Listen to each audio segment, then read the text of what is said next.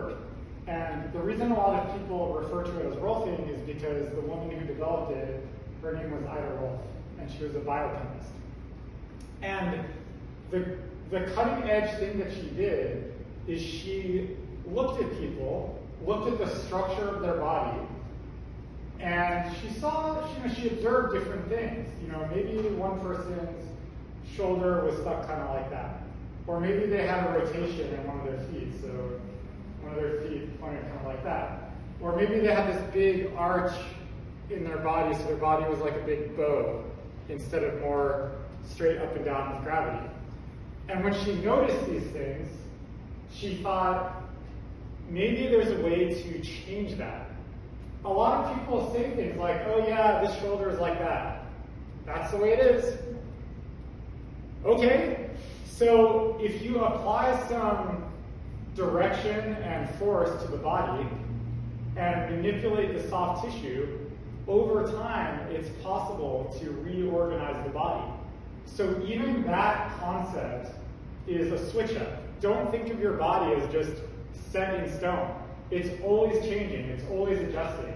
And there are things you can do to mold it. And you might notice people's bodies do mold around the things that they do. If someone's a musician and they play the cello, their body starts to really mold like this. If they're an electrician and they're looking like this all day, they start to become accustomed to that position. Or if we're on the computer for a long time, we start to feel like, wait, I can't get out of, I'm still like this, even though I'm not on the computer anymore. And something I've seen recently actually is the phone. People come into my office and they're like, my wrist hurts. And I'm like, oh, so just one of your wrists. But it's okay, interesting. So that's why it's great to get someone like Jonathan to encourage you to spend some time in some healthy positions, right? And the more time you spend doing that, your body will start to adjust to that. So, but yeah, what I do is I feel into the fascia, the organ of posture, and I move it into a more comfortable position. And the most functional and comfortable position for your body is going to be symmetrical around the midline. So that's the second concept I wanted to share with you, is I want you all to imagine that there's a laser beam just shooting through the top of your head. And it happens to be going the same direction as gravity. So if you imagine arrows going down, that's the way gravity is going. And we want to be in line with that.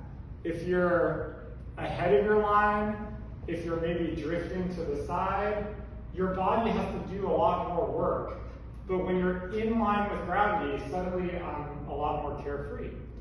So I want you all to have this concept of your line, and no matter what you're doing, if you're just standing here, have an awareness of that.